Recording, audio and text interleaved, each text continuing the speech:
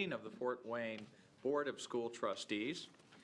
It is our April 25th meeting already, so pretty soon we'll get to meet in summer clothes. But we ask to start the meeting that you all rise and join with us in our Pledge of Allegiance.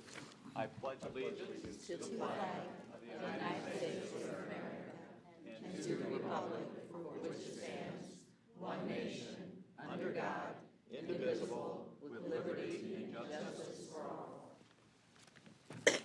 It really is. God, I can't believe I'm seeing April 25th on this. We're going to be doing awards in May, and it really, spring is here, right? It is. Steve, would you start the introduction of our members? Sure. Good evening. My name is Steve Corona, representing the folks from District 5. Glenna Yale, District 2. And I'm Becky Hill from District 3. Julie Hollingsworth, District 1. And Duff, District at Large. Jordan Lebemoff, the 4th District. And I'm Mark Giaquinta. I'm an at-large member of the school board. Seated to my far left is Barb Trout. Barb is the clerk to the Board of School Trustees. And next to Barb, of course, is our superintendent, Dr. Wendy Robinson. And we're happy to say good evening to Barb and to Dr. Robinson, and begin with a couple of those awards that I was just talking about. We'll have a special session. We started doing that a few years back. So many of our students do so many fabulous things, and this is a great time of year. So we do have awards and recognitions throughout the year, and they'll be picking up here as we approach the end of the school year. But to begin this meeting, it's been recommended that we recognize Lolita Ford from the Southside High School Jobs for America graduate program for winning second place in public speaking at the State Career Development Conference. Students from around the state got together last month at Ivy Tech Community College in Indianapolis to participate in the JAG State Career Development Conference. The conference enabled students to demonstrate skills in 9 different categories, and those were these: career presentation, employability skills, creative solutions, writing skills, critical thinking, financial literacy, public speaking, entrepreneurship, and cover design. Lolita Ford took second place in public speaking at the conference. That's pretty impressive. Lolita, come forward.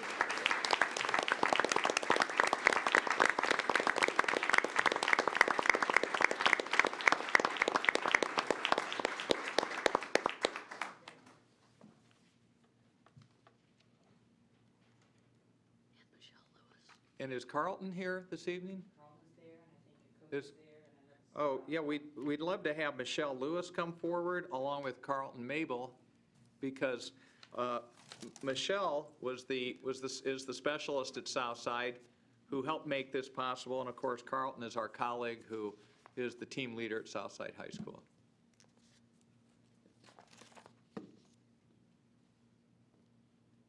Just a second. Did you get a good picture?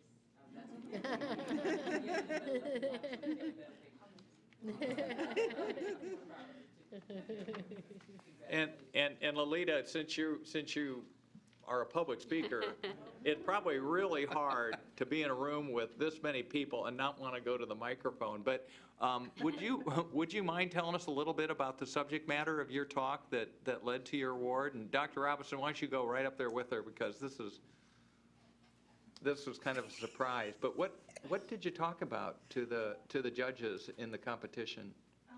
I talked about how we are building tomorrow today, how you take steps right now in school or whatever area of your life so that you will be successful later on.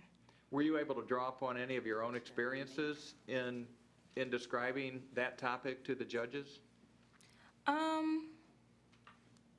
Or if not, what did you use to kind of impress them with that theme? Well, through my speech, I talked about painting a picture of a tree and a house, and your house is all the aspects that you take today, like your education and the connections that you make with other people, and your tree is the seed that you plant now so that you can look back on it and see that you've become the successful person you aspire to be. That's awesome. That's cool. Very good. Well, I'm not surprised.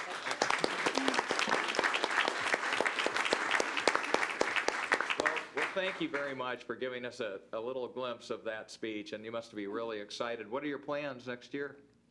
I plan to go to the National Guard and come back and study at Manchester for athletic training. Oh, that's great. Well, congratulations. You have a Thank great you. rest of the year, and we'll look forward to seeing great things from you. Thank you. Thank you.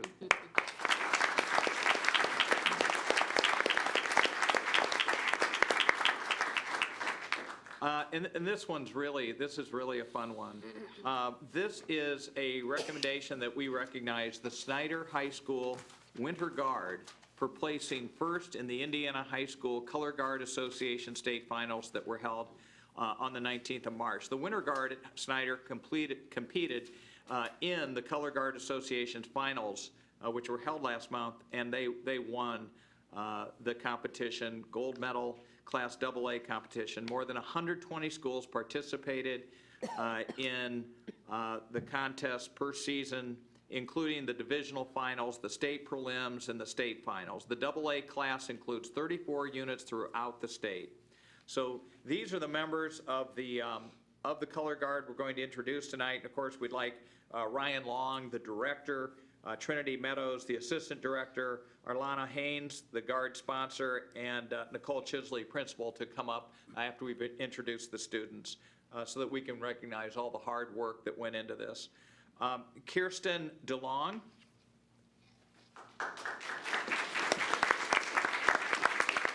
And Kirsten, by the way, is one of the captains. Another captain is Adriana Haynes. Third captain, Desmond Reynolds. Kirsten Steinlich. Taylor Summers. Lauren Polly. Kayla Crosby. Sarah Pemberton. Juliana DeWitt. There's Juliana. Olivia Weissman. Cheyenne Luffman, Sammy Tyndall, Tariq Shabazz, Libni Tostel, Noelle Larimer, Jessica Tietzel, Grace Dierig, Ugapi Kaplanis, and Avery Wortman.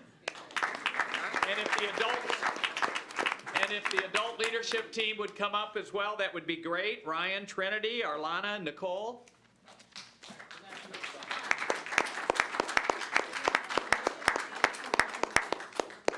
right. You know how to do this, you're a winner. Arrange yourselves. Here, we gotta get in one picture. There we go.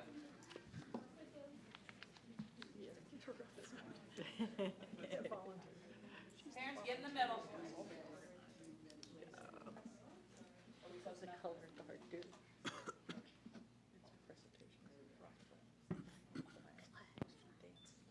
Along with the band, but they have a separate competition.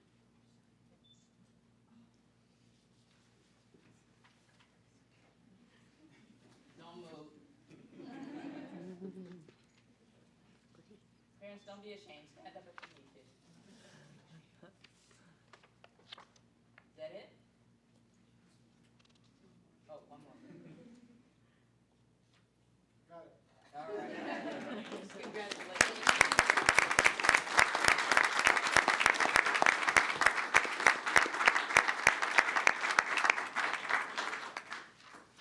I do want to say, is it Arlena is the volunteer? Is that, yeah.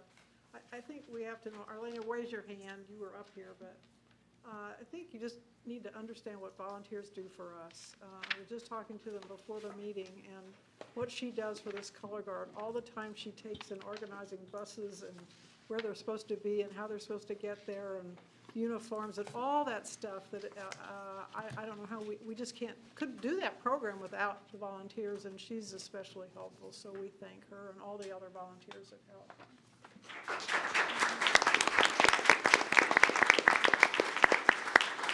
Yeah, thank you very much for that, Becky. I appreciate you bringing that up.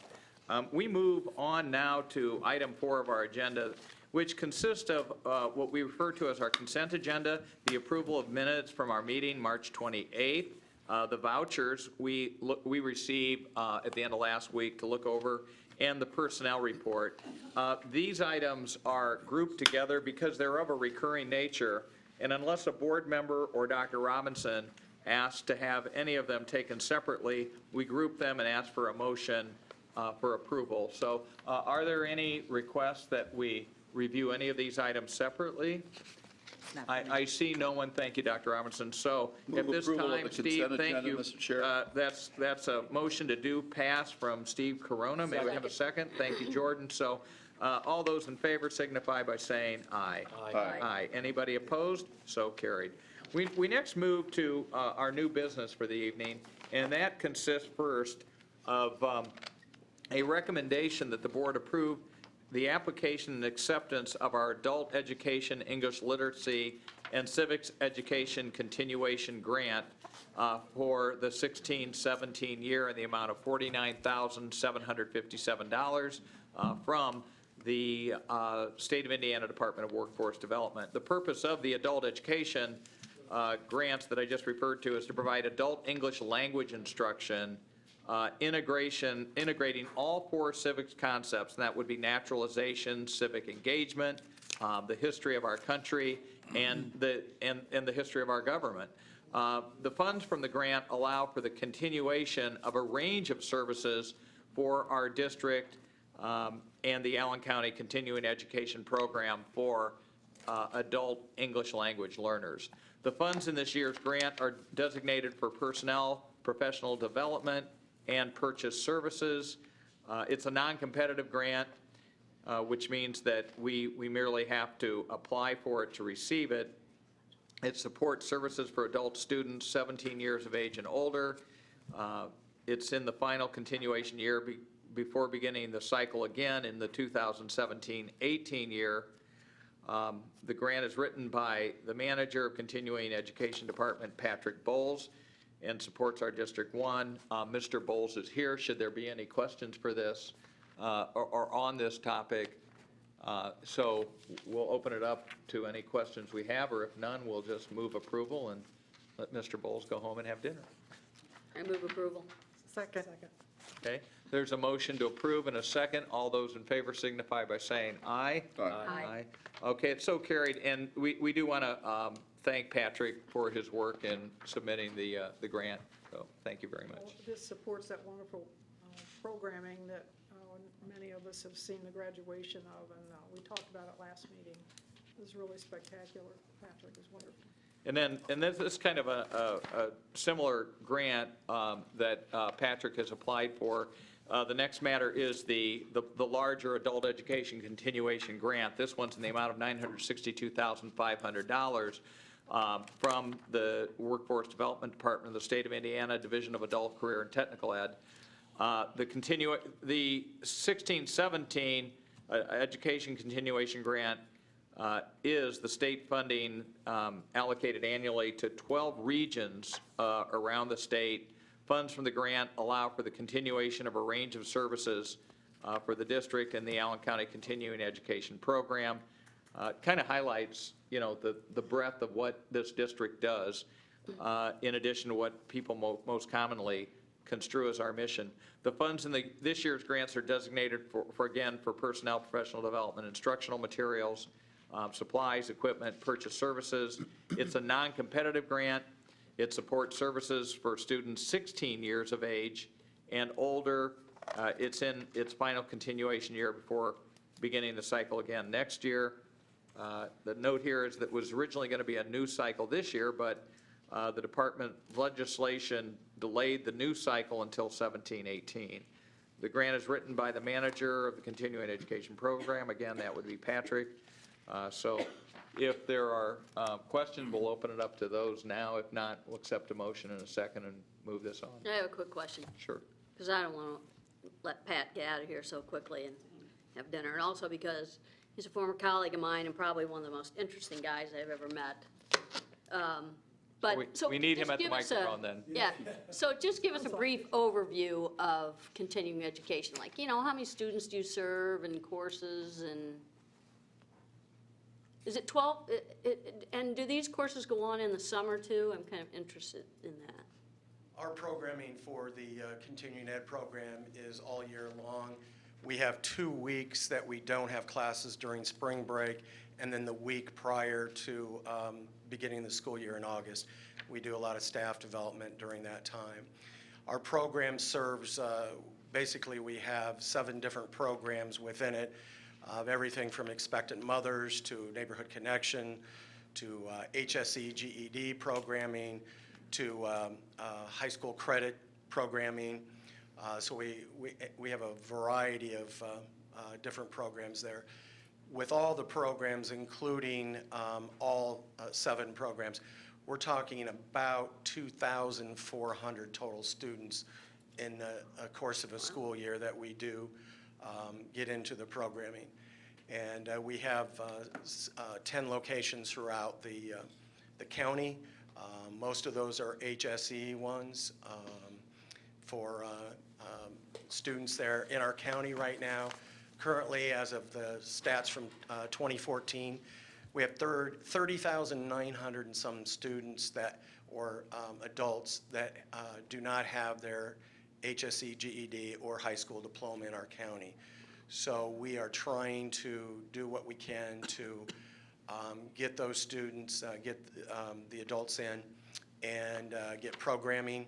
We also have what is called Work Indiana through Department of Workforce Development, and that's where we provide training for them. Currently, we have 12 different vocational programs that students can do. For instance, tonight we have a CNA program, we have welding program, logistics, all sorts of different programming there. And the students, what's great about it is that the students, as long as they meet the criterias and so forth, it does not cost the students. So, and within our programming, there's no fees other than the high school credit piece, but the students can go and, let's say, and get an HSE, can get certified in one of those 12 programs. And it does not cost them anything other than time and energy and effort toward successful completion of those. So, and then, as you say, we try to have a graduation ceremony for our students. And then we have an ELL honor ceremony that we'll be holding coming up the last Tuesday of the school year in May. And that will comprise 53 countries of students that represent 53 countries and 5 of the 7 continents. We're working on Antarctica, and also Australia is the other one. Will we get, and you give us notice of the event in May? Yes. Okay. Thank you. Great, Okay. thank you, and thanks to your staff too. You guys do a terrific work. So can I have a motion in a second, Steve? So moved. Second. And Becky, second. All in favor signify by saying aye. Aye. So carried. Next item is a request that we fund replacement iPads for the elementary teachers and administrators who use the iPads both in the educational as well as the administrative spheres. Apparently, the existing iPads are set to be replaced as a result of age and use, I gather. The amount here is $403,920. Apple is the sole source provider, so there's no bid involved. Yet the funding comes from the Common School Fund loan, which is a low interest, well, every loan right now is low interest, but particularly low interest. So if there are questions, Get Nichols is here. If not, I'll entertain a motion in a second. I'm just curious, where is it? Oh, there you are. Hiding back here. Sorry. So what do we do with the old ones? Are they so bad that we just toss them out in the, take them to, Actually, Jack Bird and Matt Brandenburg are here, and they know more about what we do with our old iPads. I do know that we don't just throw them out. So, okay, Jack, you're on. We participate in a program where we sell them back and get credit. Oh, okay. We do that through purchasing. To Apple? To you Apple? mean? No, there's a reseller. There's several resellers out there, and we sell these back, and that way we get credit. Okay. Great. All right, that's great. What's the going rate for a 4-year-old? I don't know, Matt, do you know? Curious. The last I checked, maybe around $60 to $80 per device, so. Oh, at least that's something, anyway. Great, okay, thanks. Thanks. That's my question. What's the new one cost? About 4. $374 per device. Okay. Okay. I think you get cheaper. So, may I have a motion? So moved. Second. Okay, a motion and a second. All in favor signify by saying aye. Aye. So carried. We next have before us a request that we have seen before, and it's an attempt to avoid the impact of the circuit breaker as set forth under Indiana Code 61.1-20.6-9.8, which has been extended by the legislature with in recognition of the fact that the circuit breaker in non-debt funds has created a hardship as it relates to transportation and capital projects funding. So they have, the information we've been given states that that under that statute passed by the legislature, it's to implement implementation of protected taxes provisions was going to effect in 2014. It protects debt service funds. Circuit breaker credits attributable to those funds were to be applied to non-debt service funds.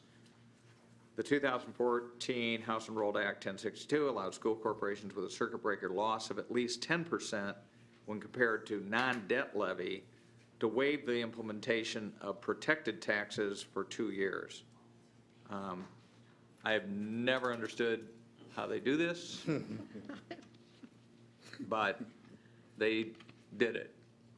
So every once in a while, the legislature decides that they didn't really mean what they did when they amended the Constitution, so they passed a statute, which I guess there must be some clever way to have a statute supersede the Constitution. But we're playing because they told us to, so it's a good thing. Kathy, is there a reason they just extend it? Why don't they just pass a Well- law that says proportionally across all funds? Or why don't they trust you to, Well, initially, in 2009, I mean, when the circuit breaker started to hit, it was proportionally against all funds. And then, Right. then there were legislators who felt that it shouldn't hit the debt funds, that the debt fund should be protected, so, but then they allowed the waiver for school districts with a loss of more than 10%. In this session, there was a couple of thoughts. One of them was to get rid of the waiver option altogether. Another one was to raise the limit to 20% so that fewer districts could even do it. There is, within this the continuation, there is a restriction that if your debt grows, your non-referendum debt, if it grows, you're not eligible.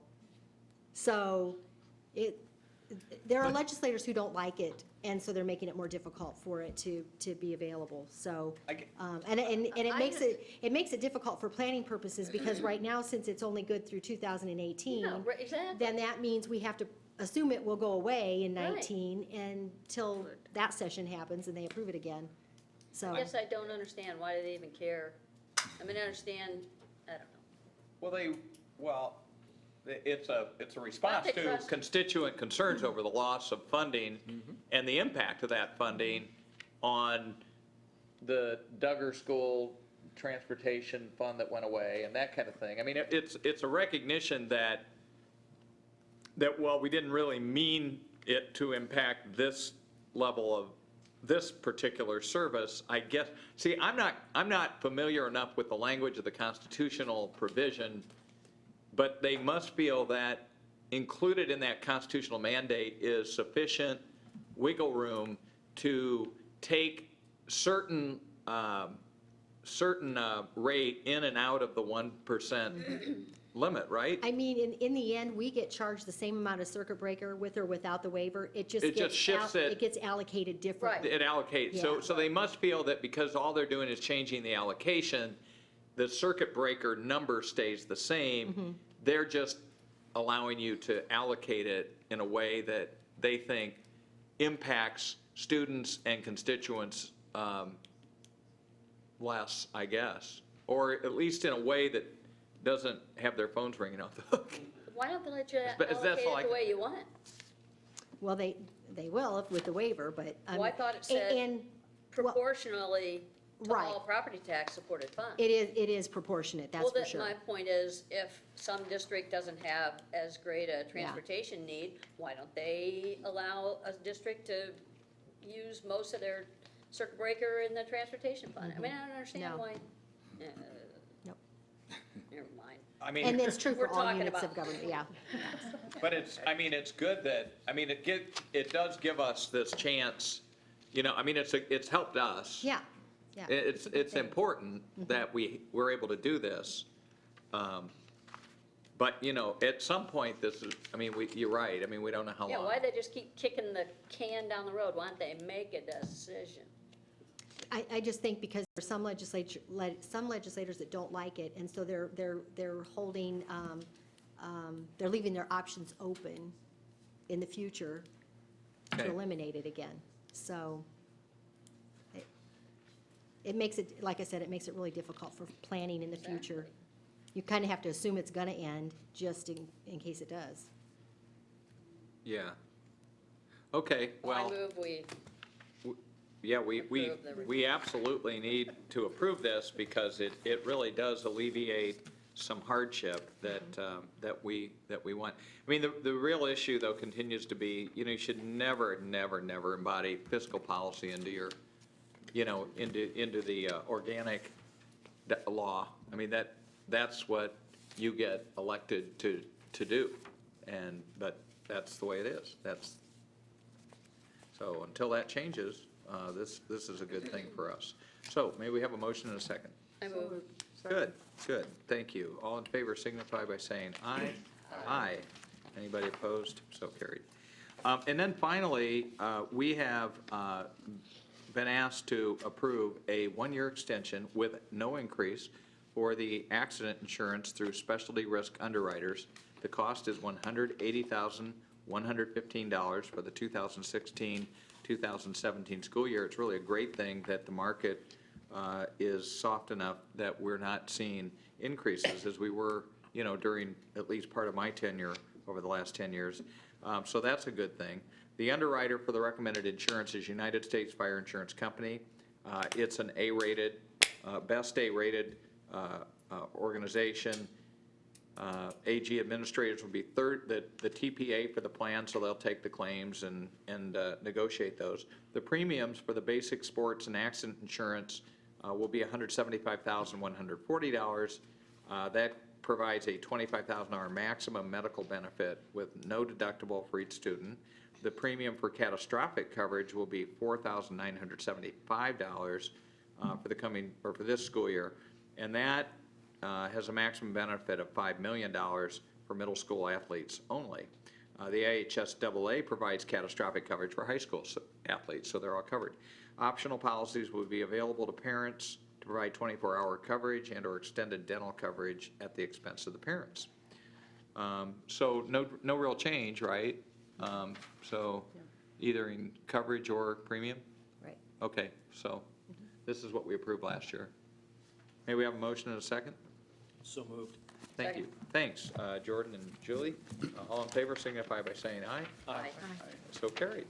That By the ta- way, just one comment, as a former athletic director, this is one of the best things the district ever did, was to just pay it. So, Great. Thank you. Thank you. That takes us then to reports. There's no report on the agenda, but let me ask Dr. Robinson, do we have any work sessions coming up?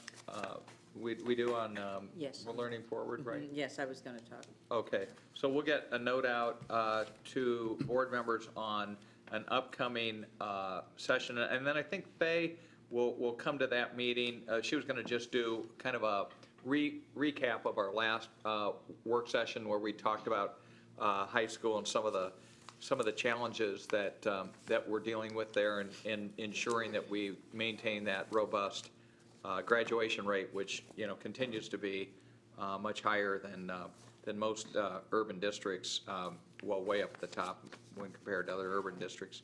In fact, way up at the top, period. And so we'll get word to you on that. And then Dr. Robinson and I she's proposed some dates for the policy committee to begin meeting. So that will be Glenna, Ann, and me. And so we got to get that out, kind of have this spring break thing come in the middle, so we got to kind of get our legs under us again here and get going, but we will. So that will happen. And with that having been said, Steve, do you have any comments this evening? Briefly, had a chance to attend the recent annual conference of the National School Boards Association in Boston, and the best speaker of the 3D event was Tony Wagner, who is, his title is Expert in Residence at Harvard's Innovation Lab. He's written several books, including his most recent, Most Likely to Succeed, Preparing Our Kids for the Innovation Era. And he talked about the economy we're now in. It's the innovation economy. And he cited the fact that one of our most successful American companies, Google, no longer asks on its job application whether you graduated from college or not. That is no longer important to Google. Instead, they're looking for what he said are smart, creative people who probably came from an experience such as New Tech, teachers who promote creative thinking. He said that we should allow more opportunities for students to failure because it's probably their best learning experience. Was a phenomenal speaker, and I would recommend getting his book. He was excellent, much better than the more highly touted speakers, Dan Rather and Robin Roberts, who were nice but lacked content. I was also elected by my peers as chair-elect of the National Hispanic Council of School Board Members, and so that's going to be an interesting experience. It also allows me to serve on another national board, the National Association of Latino Elected Officials. So I'm really honored about that and really interested to learn more about what they do and how they can help our Latino students in Fort Wayne, Indiana. Congratulations. Congratulations. Congratulations. Nothing, thank you. I just have one thing I want to pass on. We have a Fort Wayne Community School family whose young son is in crisis, and I happen to be on Facebook with them.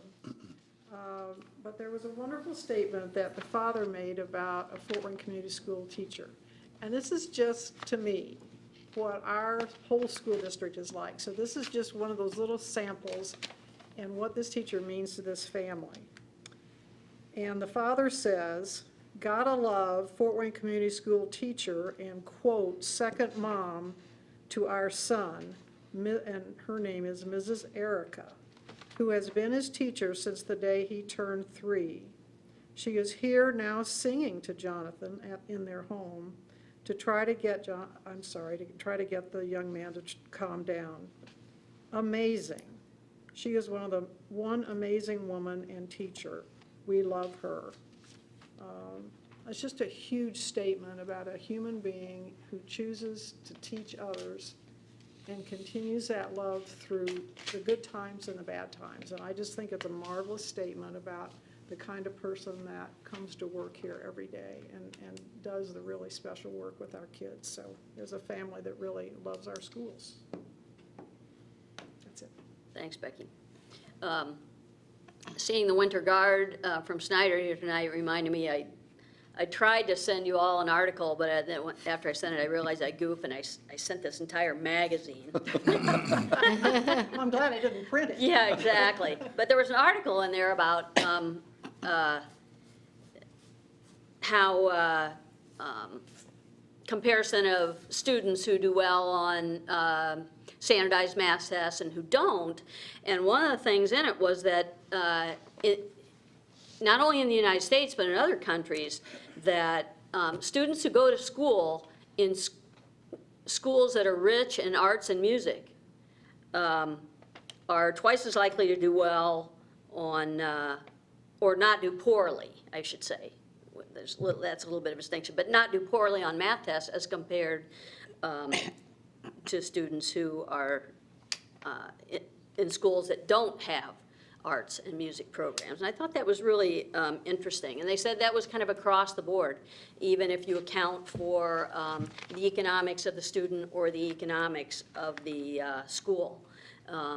And I'm not artistic, and I can't dance, but it just never fails to amaze me. All the arts and music programs that we have in our schools, and the effect that they have on students and their chances for success. And then about, I think it was after our last meeting, I went to the new construction trades building and got a little tour. And the instructor there, Chris Roberts, gave me a little tour, and they're really excited about the new classroom space they have there. And they're hoping that they can get a plumbing and HVAC program, because when they build a house, the construction trades, they build a house every year, and that's the one thing they have to outsource. They have to contract that out. So they're hoping that they'll be able to have their own students soon do that. And the neatest thing was that there were some students there. I went on a Monday evening when he teaches one of our neighborhood connection classes, and there were students there who were practicing for that life skills class, on their own. There was a young man there practicing, working on his cabinet making skills, and there was a young lady who was working on her masonry skills, and so that was pretty cool to see. Wow. That's it. I don't have anything. No comments. Okay. Dr. Robinson, any comments this evening? Just very briefly, I appreciate the comments about the quality of the teachers in this district, because we get to see that every single day. I just want to follow up with something about Pat Bowles and the adult ed program, because I think it's one of those hidden gems that cements all the things we do this community. When I'm out in the community, people always think I have the answer to anything connected with education, especially kids in other districts. It's just amazing. People ask questions. But a young lady wanted to know how she could get her GED. And I just want to briefly tell her story, because I think this is what we as a school system means. She came here from another country, enrolled in school, and had never been in like an organized high school, stayed 3 weeks. Left, has had children, and her children are forcing her to want to get her GED. So when I got to work, I, of course, called Pat's office. What did it take you, a day and a half? Less. He has a plan of action. So we not only serve, as you say, we go, what do we call it, pre-K through 16, 18 sometimes. So I just want to thank Pat publicly. But that's what we are to this community. People think we can resolve all kinds of issues, not just educational. So thank you. And before asking for a motion to adjourn, I just want to again thank all of the community volunteers on the We the People project that will culminate in our Northside High School team competing in Washington, D.C. I'm especially proud that two members of my law firm, Marty Seifert, who is president of the Allen County Bar Foundation, and Melanie Farr, who's the incoming president of the Allen County Bar Association, have devoted so much of their time and effort, along with a number of other attorneys in the community. And it really, again, puts the very best face on our community and its support of our students. And then I note a personal preference. I want to, I told Dr. Robinson today what a special evening we had Friday night with the, we were invited by the staff of Adams Elementary, who hosted a farewell party for my daughter Mara, who had completed her student teaching at Adams. And, it's really interesting to see, the kind of collegiality that exists among the teachers in the schools. And just, you could, the hugs and all the nice comments. And so, anyway, that was a really special night for us. We're very proud of our daughter, who was one of 5 out of 300 awarded a Outstanding Future Educator Award statewide, and was invited down to Indianapolis to receive that. But that was a result of her tenure at Adams Elementary over the course of the last couple months. So just a really interesting glimpse. And I managed, I think, to keep my nose out of the weeds over the last couple weeks, or at least I've tried. But it was just a great experience to see up close, the strong feelings these teaching professionals have toward one another, and how it all comes into play in the classroom and in the building. So, very nice experience. With that, we'll ask for a motion to Move adjournment. move to adjourn. Thanks, Steve and Julie. So all in favor signify by saying aye. Aye. Aye. So we are adjourned, but the microphone remains hot and open to